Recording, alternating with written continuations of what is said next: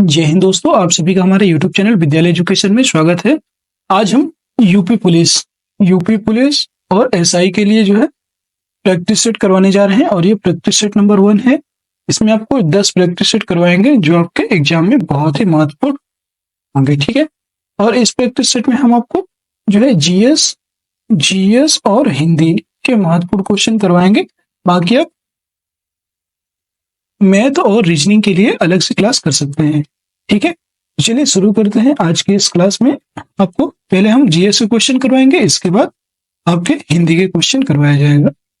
चलिए शुरू करते हैं आज के इस क्लास में। आपका पहला क्वेश्चन है, भाषा के आधार पर राज्यों का पुनर्गठन किस वर्ष में किया गया था? ये बताना है आपको। 1950 ईस्वी, 1951 ईस्वी, 1952 ईस्वी या 1956 ईस्वी। आपको बताना है इसका राइट आंसर क्या होगा। भाषा के आधार पर राज्यों का जो पुनर्गठन है ये किया गया था आपका 1956 ईस्वी में। 1956 ईस्वी में भाषा के आधार पर जो है राज्यों का पुनर्गठन किया गया था। इसके बारे में बात करें तो भाषा के आधार पर राज्यों के पुनर्गठन के लिए केंद्र सरकार ने फजल अली की अध्यक्षता में फजल अली जो कमीशन बनाया गया था, ये फजल अली की अध्यक्षता में जो है एक गठन किया गया था, जिसमें और दो सदस्य थे, फजल अली, हृदयनाथ कुंजरू तथा के.एम. पाड़ीकर। ये 3 सदस्यों के एक मतलब संगठन बनाया गया था और इसी का नाम दिया गया था राज्य पुनर्गठन आयोग। और ये जो है 1953 में जो है इसका गठन हुआ और जो है ये लागू कब हुआ? 1956 से, याद रखिएगा। अगला प्रश्न है, जापान में होन्शु नामक द्वीप किसके लिए प्रसिद्ध है? जापान में होन्शु नामक द्वीप जो है कोयला, लौह अयस्क, तेल या हीरे किसके लिए प्रसिद्ध है? ये आपका जो है तेल के लिए प्रसिद्ध है। होन्शु का अर्थ क्या है जापानी भाषा में? ये होता है मुख्य प्रांत। और होन्शु जो है जापान का सबसे बड़ा द्वीप है और यह दुनिया का 7वां सबसे बड़ा द्वीप है। ये भी याद रखिएगा, होन्शु जो है दुनिया का 7वां सबसे बड़ा द्वीप है। अगला प्रश्न है आपका, भारत में किस गवर्नर जनरल को स्थानीय स्वशासन का पिता कहा जाता है? कहा गया था स्थानीय स्वशासन का पिता Lord Wellesley, Lord Canning, Lord William Bentinck या लॉर्ड रिपन। स्थानीय स्वशासन का पिता जो है ये आपको लॉर्ड रिपन को कहा जाता है। भारत में स्थानीय स्वशासन की जो शुरुआत है ये 1882 ईस्वी में होती है, याद रखिएगा। और इसकी जो शुरुआत है लॉर्ड रिपन के द्वारा की जाती, जिस कारण रिपन को स्थानीय स्वशासन का जनक भी कहा जाता है। और देखा जाए तो लॉर्ड रिपन के द्वारा बहुत सारे कार्य किए गए हैं। आपको बताएं तो लॉर्ड रिपन ने वर्नाक्यूलर प्रेस एक्ट स्टार्ट किया था। लॉर्ड रिपन इन्होंने वर्नाक्यूलर प्रेस एक्ट को समाप्त किया था और लॉर्ड लिटन के द्वारा जो है ये चलाया गया था। और प्रथम फैक्ट्री एक्ट 1881 में लाए थे लॉर्ड रिपन। और इन्होंने इल्बर्ट बिल विवाद 1882 में आया था। अकाल संहिता की स्थापना 1883 ईस्वी में किया था लॉर्ड रिपन। अगला प्रश्न आपका क्वेश्चन नंबर 4, निम्नलिखित में से किसने पहले 1935 में संविधान सभा का सुझाव प्रस्तावित किया था? नेहरू, गांधी, जेपी नारायण या एम.एन. रॉय। तो 1935 में जो है संविधान सभा का सुझाव प्रस्तावित किए थे वो थे एम.एन. राय। इनका पूरा नाम था मानवेंद्रनाथ रॉय। अगला प्रश्न है आपका, वर्तमान में जो है कंप्यूटिंग में समस्त विश्व में कौन सा कोड प्रयोग किया जाता है और स्वीकार्य है? ASCII, Hollerith code, EBCDIC, ISCII। इसमें बताने कौन सा कोड स्वीकार्य है वर्तमान में? ये जो है ASCII। इसको हम क्या कहते हैं? American standard code for information interchange, ठीक है। American standard code for information inter exchange, इसका जो फुल फॉर्म होता है। अगला प्रश्न है, व्हेन द रिवर स्लिप्स उपन्यास किसके द्वारा लिखी गई थी? When the river slips, Anuradha Roy, Vikram Seth, Shobha De या स्टेरिन कॉयर। इसका जो राइट आंसर हो जाएगा वो हो जाएगा स्टेरिन कॉयर। इसके द्वारा जो है व्हेन द रिवर स्लिप्स नामक उपन्यास लिखा गया था। अगला है, प्रत्येक वर्ष कितने नोबेल पुरस्कार दिए जाते हैं? 5, 7, 4 या 6? प्रत्येक वर्ष आपको जो है 6 नोबेल पुरस्कार दिए जाते हैं, याद रखिएगा, 6 नोबेल पुरस्कार दिए जाते हैं। अगला प्रश्न है, वर्ल्ड वाइड वेब का आविष्कार किसने किया था? Tim Berners-Lee, Martin Kapoor, Rick Cooper, or Samuel Tomlinson, Charles Babbage. तो आप सभी को पता है कि इसके जो वर्ल्ड वाइड वेब का आविष्कार है ये टिम बर्नर्स-ली के द्वारा किया गया है। ये डब्ल्यू का जो फुल फॉर्म होता है वर्ल्ड वाइड वेब। अगला प्रश्न है, जल्लीकट्टू डैश के साथ जुड़ा हुआ है? त्रिचूर, कार्तिकाई, ओणम या पोंगल? जल्लीकट्टू आपका ये जो है पोंगल के साथ जुड़ा हुआ है और ये तमिलनाडु का प्रसिद्ध जो है जल्लीकट्टू एक प्रकार का जो है खेल है। अगला है, भारत में महिलाओं के लिए आरक्षण उपलब्ध है? लोकसभा में, राज्य विधानसभाओं में, पंचायती राज निकाय में, उपयुक्त सभी स्थानों पर? भारत में महिलाओं के लिए आरक्षण की बात करेंगे वो जो है पंचायती राज निकाय है। जो पंचायती राज निकाय है इनमें जो है महिलाओं के लिए आरक्षण उपलब्ध है। संविधान के 73वें और 74वें संशोधन ने पंचायतों को शक्ति प्रदान की है और उनके नियमित चुनाव होंगे, इसलिए जो है और इसी के द्वारा ही इसमें जो है महिलाओं को आरक्षण उपलब्ध कराया गया था। भारत में सबसे पहली जनगणना किस वर्ष में हुई थी? 1852, 1872, 1881 या 1952? भारत में सबसे पहली जनगणना की बात करेंगे तो ये आपका हुई थी 1872 में। भारत में जो है जनगणना की शुरुआत 1872 में लॉर्ड मेयो के काल में हुई थी, याद रखिएगा। और भारत में नियमित जनगणना की शुरुआत बोलेंगे वो हुई थी 1881 में, ठीक है, लॉर्ड रिपन के काल में। अगला क्वेश्चन है, निम्नलिखित में से कौन सा रोजगार प्राथमिक क्षेत्र से जुड़ा नहीं है? ये बताना है कौन सा जो रोजगार है वो प्राथमिक क्षेत्र से जुड़ा नहीं है। तो इसमें हम देखेंगे टोकरी बुनने वाला, माली, कुम्हार या पुजारी। जो रोजगार प्राथमिक क्षेत्र से जुड़ा नहीं है उसे हम कहेंगे पुजारी का जो है यहाँ पे प्राथमिक क्षेत्र से ये जुड़ा हुआ नहीं है। अर्थव्यवस्था के प्राथमिक क्षेत्र के प्राथमिक जो प्राकृतिक संसाधनों के प्रत्यक्ष उपयोग पर आधारित होते हैं, ठीक है। और अर्थव्यवस्था के प्राथमिक रोजगार में कौन कौन से आते हैं? कृषि, वानिकी, मछली पकड़ना और खनन, मछली पालन और खनन, ये सभी जो है प्राथमिक क्षेत्र के अंतर्गत आते हैं, ठीक है। और पुजारी जो है, पुजारी की बात करेंगे तो पुजारी आपका तृतीय क्षेत्र में आ जाएगा, ये सेवा के क्षेत्र में आते हैं, ठीक है। अगला है, ISDN एक दूरसंचार प्रौद्योगिकी है जहां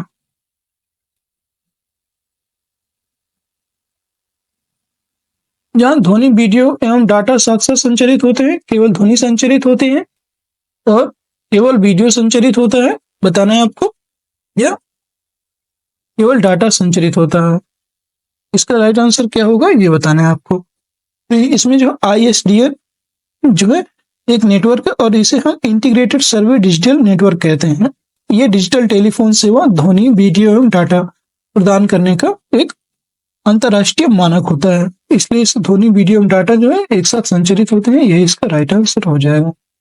अगला प्रश्न है, क्वेश्चन नंबर 14, नई दिल्ली का मुख्य वास्तुविद एवं डिजाइनर कौन था? आपको बताना है। एडविन लुटियंस, धनपत राय चौधरी, ली कॉर्बुजियर, इनमें से कोई नहीं। तो इसका जो राइट आंसर हो जाएगा वो हो जाएगा ए, एडविन लुटियंस। आपने सभी ने सुना होगा, इसलिए दिल्ली को क्या कहते हैं? लुटियंस दिल्ली। लुटियंस दिल्ली के नाम से भी जाना जाता है, दिल्ली को याद रखिएगा। अगला प्रश्न है, 20 दिसंबर 2021 को नागर विमानन मंत्री VK सिंह द्वारा प्रदत्त सूचना के अनुसार उत्तर प्रदेश सरकार द्वारा लगभग कितने हेक्टेयर भूमि का अधिग्रहण किया गया है? 54 हेक्टेयर, 56 हेक्टेयर, 62 हेक्टेयर या 52 हेक्टेयर? तो इसका जो राइट आंसर हो जाएगा वो हो जाएगा आपका यहाँ पे 52 हेक्टेयर, इसका राइट आंसर हो जाएगा। अगला है, 20 दिसंबर 2021 को वर्ल्ड एंटी डोपिंग एजेंसी वाडा द्वारा किस वर्ष की डोपिंग रोधी नियम उल्लंघन रिपोर्ट प्रकाशित की गई है? 2020, 2021, 2019 या 2018? इसका जो राइट आंसर हो जाएगा वो हो जाएगा 2019। अगला है संविधान का निम्न में से कौन सा संशोधन केंद्र तथा राज्य में मंत्रिपरिषद के मंत्रियों की अधिकतम संख्या सीमित करता है? 93वां संविधान संशोधन, 95वां संविधान संशोधन, 97वां संविधान संशोधन या 91वां संविधान संशोधन? इसका जो राइट आंसर है, संविधान का निम्न में से कौन सा संशोधन केंद्र तथा राज्य में मंत्रिपरिषद के मंत्रियों की अधिकतम संख्या सीमित करता है? तो जो राइट आंसर हो जाएगा 91वां संविधान संशोधन।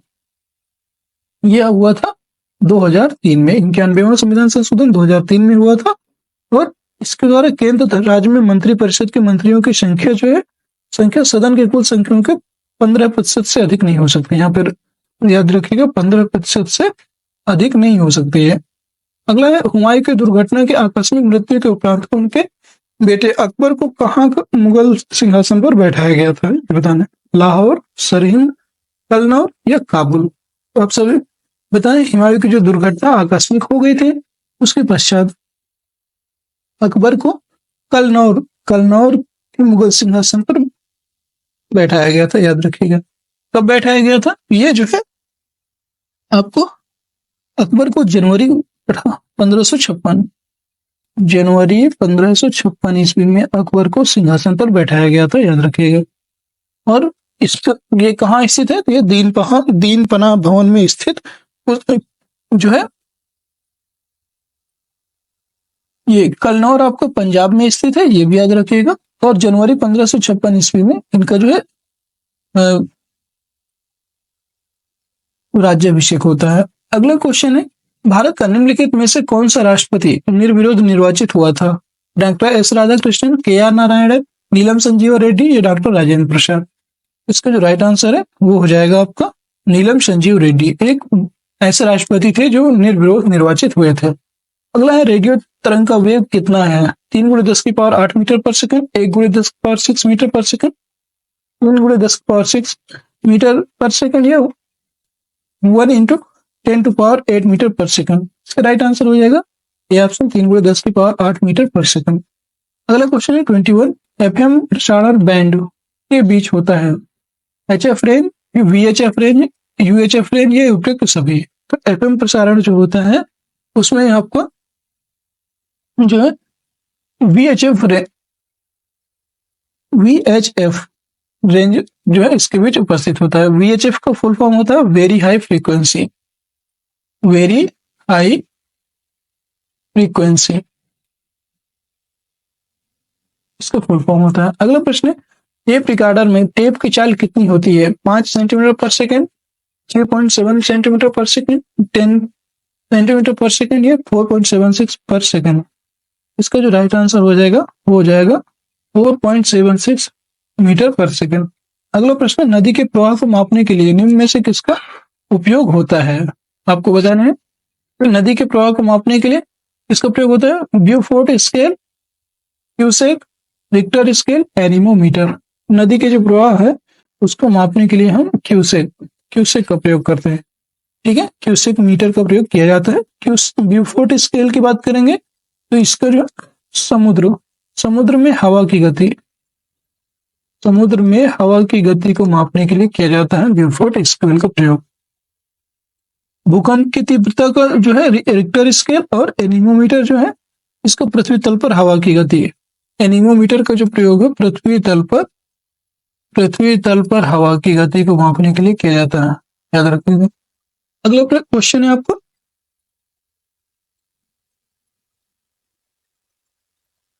सुपरसोनिक स्पीड मापने का यूनिट क्या है? सुपरसोनिक जो स्पीड है इसको मापने का यूनिट क्या है? मैक, नॉट, रिक्टर या हर्ट्ज? सुपरसोनिक जो स्पीड है उसको हम आप जो है आपका मैक से मापते हैं। मैक इसको मापने की स्पीड है मैक। ठीक है, सुपरसोनिक जो स्पीड मापने की इकाई है उसे मैक कहते हैं। और मैक का जो फॉर्मूला होता है वस्तु की गति बट्टे जो इसका फॉर्मूला होता है मैक बराबर होता है वस्तु की गति बटे ध्वनि की तीव्रता। माध्यम में ध्वनि की गति इसका फॉर्मूला होता है। याद रखिएगा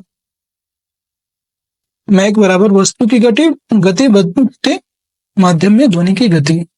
अगला है खाद्यान्नों के संरक्षण हेतु निम्न में से किसका प्रयोग किया जाता है? Vinegar, sodium chloride, sodium permanganate, sodium benzoate.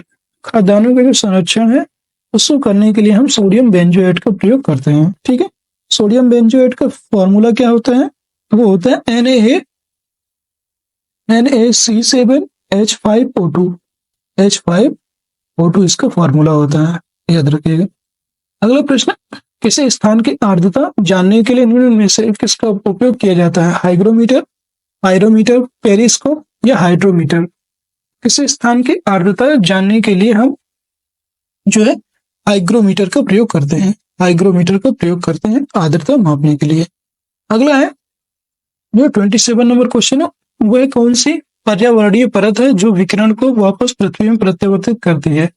Stratosphere, ionosphere, एक्सिसोस्फीयर, एक्सोस्फीयर, ट्रोपोस्फीयर।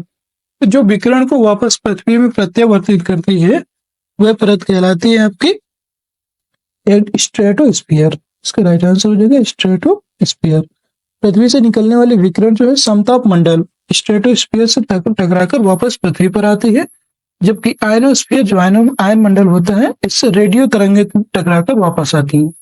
आयनोस्फीयर से रेडियो तरंगे वापस आती है, याद रखिएगा, रेडियो तरंगे पुनः पृथ्वी पर आती है। अगला प्रश्न है आपका 28 नंबर क्वेश्चन है, निम्न राज्यों में से कौन सा राज्य उदय योजना के लिए समझौता ज्ञापन MOU पर हस्ताक्षर करने वाला देश का पहला राज्य बन गया है? उत्तर प्रदेश, मध्य प्रदेश, झारखंड, उत्तराखंड। इसका राइट आंसर हो जाएगा, वो हो जाएगा झारखंड। झारखंड जो है उदय योजना के लिए समझौता ज्ञापन पर हस्ताक्षर करने वाला पहला स्टेट बन गया है। अगला क्वेश्चन है, महात्मा गांधी भारतीय राष्ट्रीय कांग्रेस के अध्यक्ष किस वर्ष बने? महात्मा गांधी है भारतीय राष्ट्रीय कांग्रेस INC के अध्यक्ष किस वर्ष बने थे? ये बने थे 1924। जो बिलग्राम कांग्रेस का बिलग्राम अधिवेशन था, बिलग्राम अधिवेशन की अध्यक्षता की थी। ठीक है, अगला क्वेश्चन है, क्रीमी लेयर संबंधित है बायोस्फीयर से, सामाजिक एवं आर्थिक हालात से, कुक्कुट पालन से या दुग्ध उत्पादन से? क्रीमी लेयर का जो संबंध है वो है सामाजिक एवं आर्थिक हालातों से। ठीक है, ये कब आया था क्रीमी लेयर? तो ये 3 दिसंबर 1921 को जो है क्रीमी लेयर से संबंधित प्रावधान आया था। ये सामाजिक एवं आर्थिक हालातों को देखते हुए जो है क्रीमी लेयर की कैटेगरी को निर्धारित किया जाता है। अगला प्रश्न है, 3 दिसंबर 2021 को खादी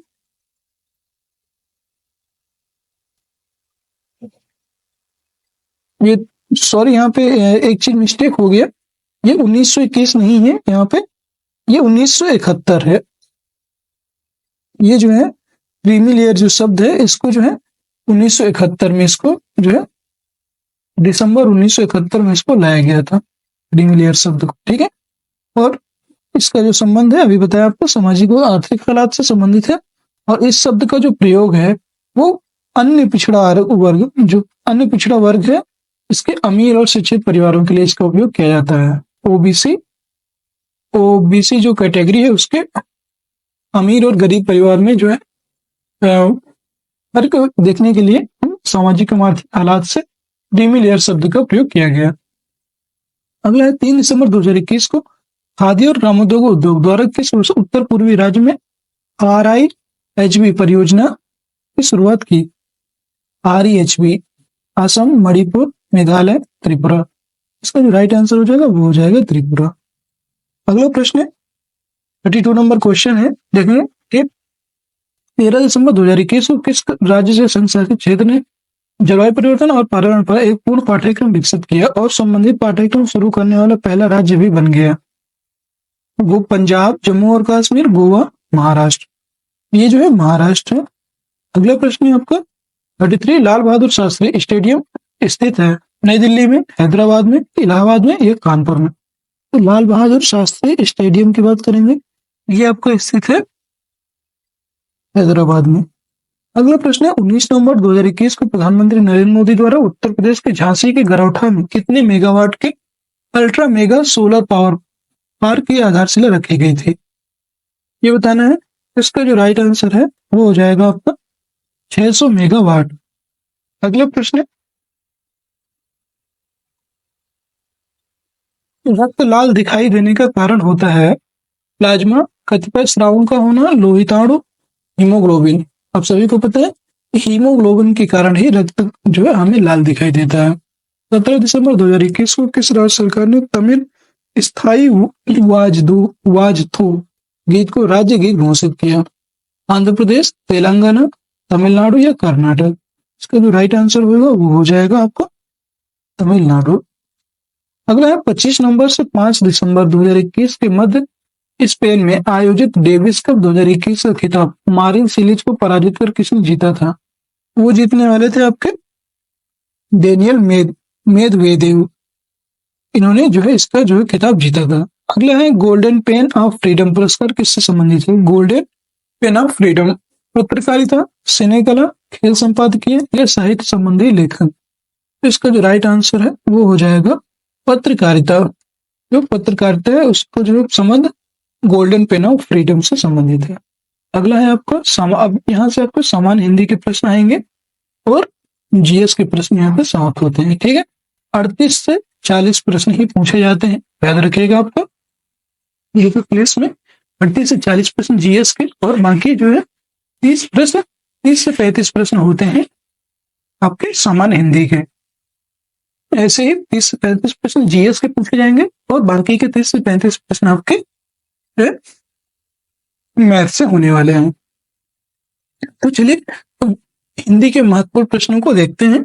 और अगला क्वेश्चन है आपको समास बताइए भरपेट। भरपेट में कौन सा समास? अव्ययी भाव समास, द्वंद्व समास, तत्पुरुष समास या बहुव्रीहि समास?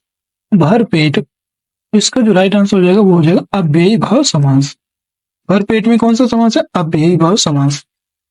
जो है अव्ययी भाव समास की बात करेंगे तो इसमें पूर्व पद अव्यय होता है तथा यही प्रधान होता है।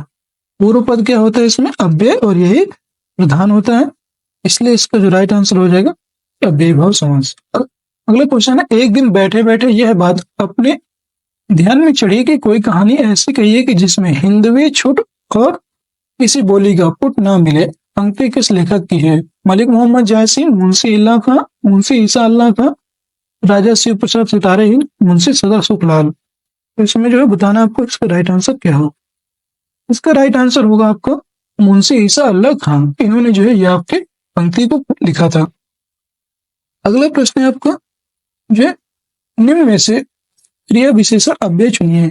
कुत्ता भौंक रहा है, राम खाना खा रहा है, अधिक मत बोलो, राधा रात भर जागती रही। इन्हें बताना है क्रिया विशेषण अव्यय।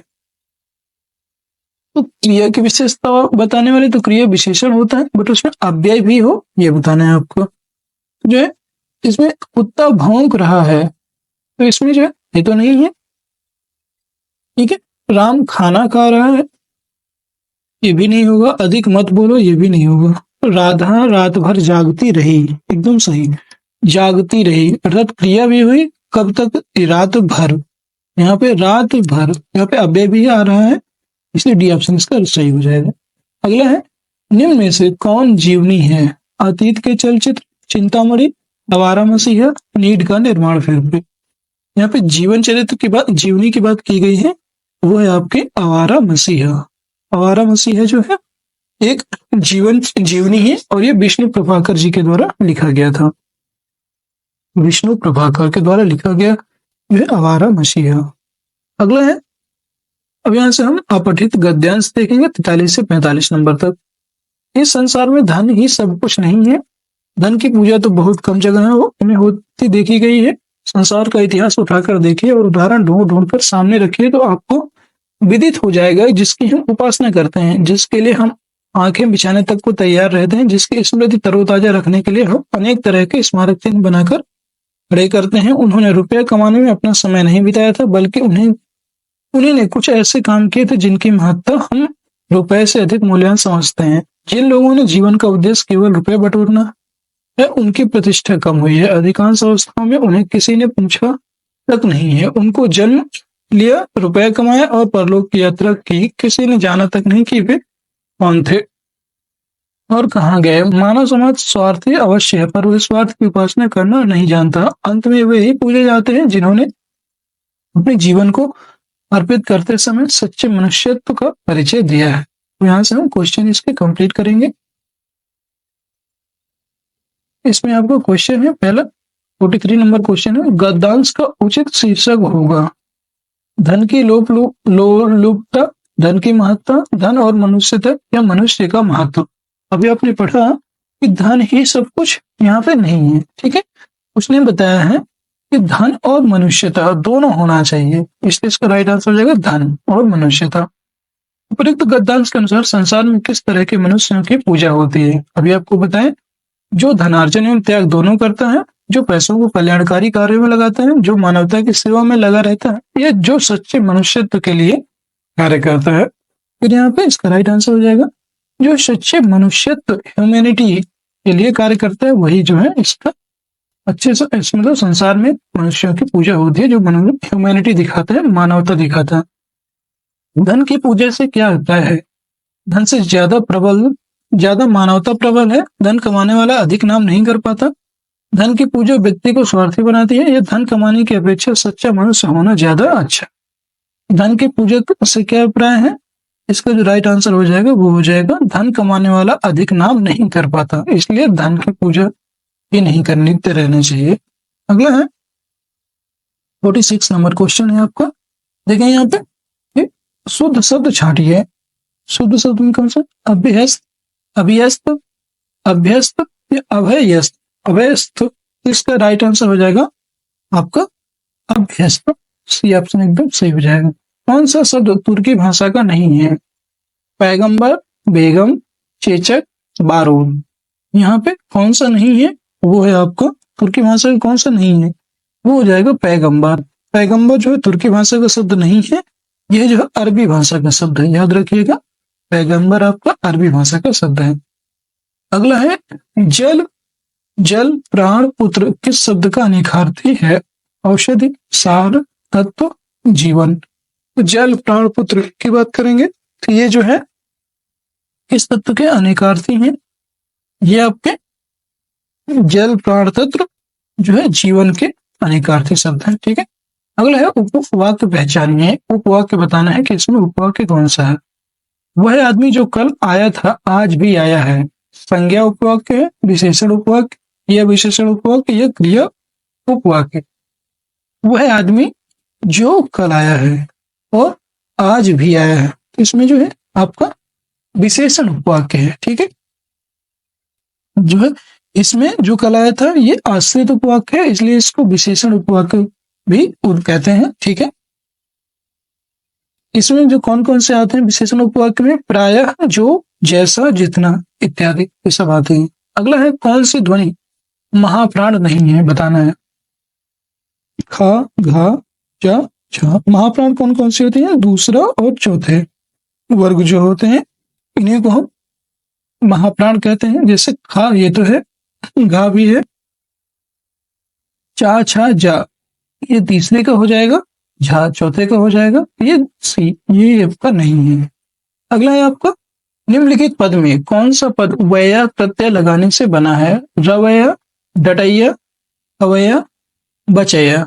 इसका जो राइट आंसर हो जाएगा वो हो जाएगा आपका अवैया, वैया। अगला है आपका जो है 52 नंबर, निम्न में एक देवता का पर्यायवाची कौन सा नहीं है, निर्जर, त्रिदश, किंकर या गीरवाण। इसका जो राइट आंसर है वो हो जाएगा किंकर। किंकर जो है देवता का पर्यायवाची नहीं होता, निर्जर, त्रिदश और गीरवाण ये सभी देवता के पर्यायवाची हैं, ठीक है। किंकर की बात करेंगे तो ये आपका सेवक का पर्यायवाची है, ये भी आपको याद रखना है, सेवक, सेवक का पर्यायवाची है किंकर। अगला प्रश्न है आपका साकेत। साकेत महाकाव्य के रचयिता हैं, जयशंकर प्रसाद, सुमित्रानंदन पंत, मैथिली शरण गुप्त या नागार्जुन। तो साकेत किसने लिखा था, वो लिखने वाले थे आपके मैथिली शरण गुप्त। साकेत के रचनाकार थे मैथिली शरण गुप्त, ठीक है। और ये द्विवेदी युग के कवि थे, इस युग के कवि थे द्विवेदी युग के। अगर पूछता है आपसे तो याद रखिएगा मैथिली शरण गुप्त आपके द्विवेदी युग के कवि थे। और इनका उपनाम की बात करेंगे तो उनके मैथिली शरण गुप्त जी का उपनाम था ऋषि केंद्र, ऋषि केंद्र। अगला प्रश्न, गौधन चरित की संधि है? गोश्चरित, गौचरित, गौश्चरित या गौचरित? इसका राइट आंसर हो जाएगा आपका गौश्चरित, इसका राइट आंसर हो जाएगा। अगला प्रश्न है आपका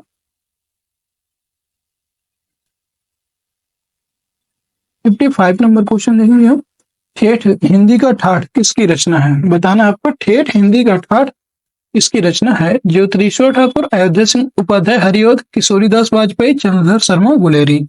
इसका जो राइट आंसर हो जाएगा वो हो जाएगा आपका किशोरीदास वाजपेयी। ठेठ हिंदी का ठाठ ये जो है किशोरीदास वाजपेयी जी की, सॉरी यहाँ पे ये अयोध्या, ठेठ हिंदी का ठाठ जो है आपका अयोध्या सिंह उपाध्याय हरिऔध की रचना है, याद रखिएगा, थोड़ा मिस्टेक हो गया था, ये आपकी अयोध्या सिंह उपाध्याय जी की रचना है। अगला प्रश्न है आपका 56 नंबर, शुद्ध वाक्य छांटिए।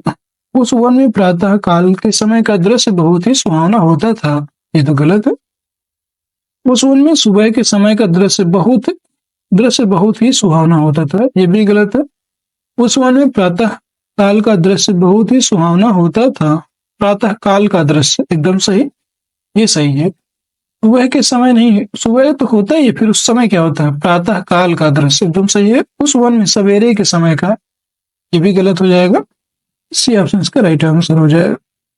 अगला है किस शब्द में उपसर्ग नहीं है? अपवाद, पराजय, प्रभाव या ओढ़ना? तो जो है इसमें बताना है किसमें उपसर्ग नहीं है। अपवाद,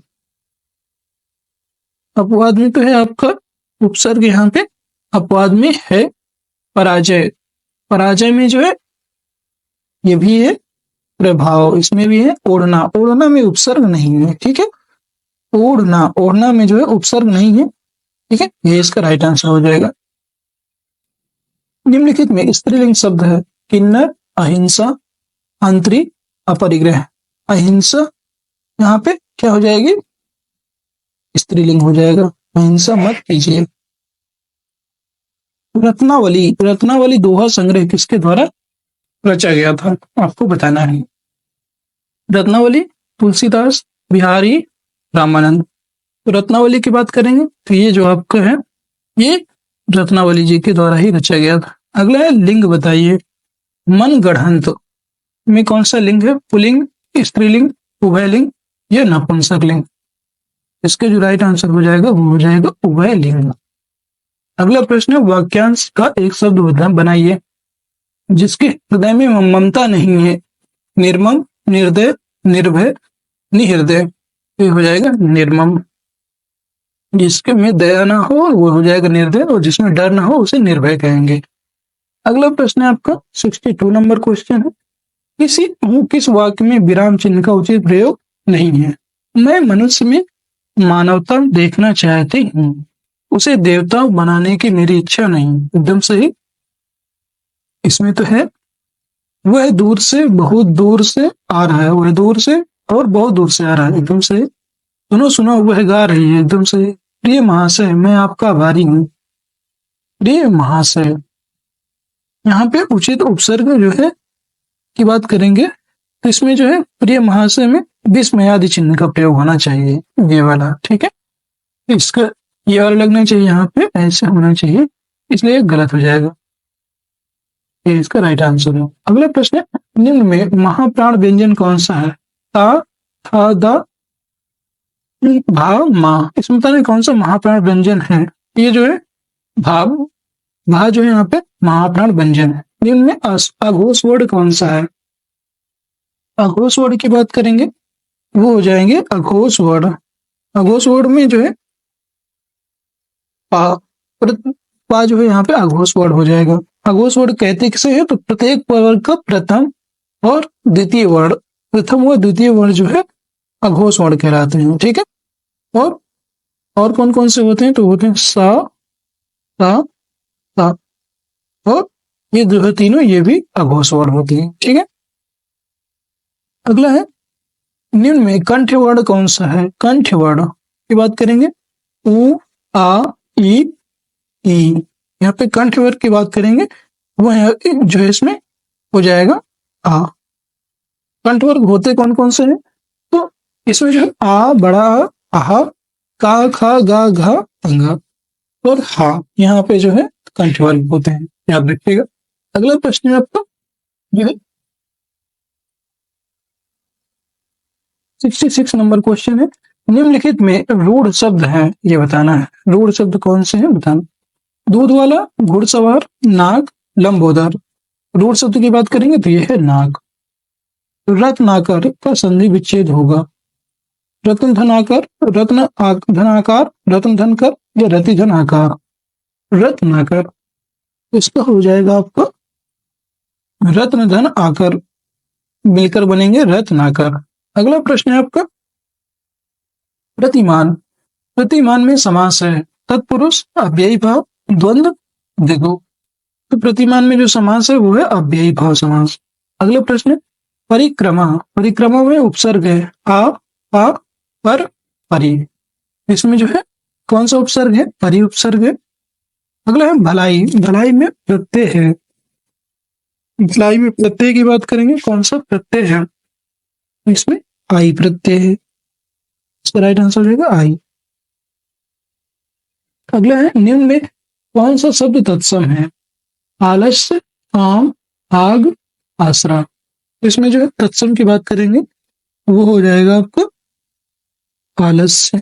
अगला है, निम्न में कौन सा शब्द तद्भव है।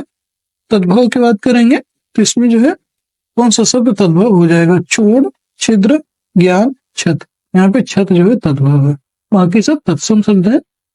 अगला प्रश्न है आपका, निम्न में कौन सा शब्द देशज है। आग, बच्चा, खिड़की, फूल। देशज की बात करेंगे तो वो है आपका खिड़की। अगला प्रश्न है, निम्न में विदेशी शब्द कौन सा है।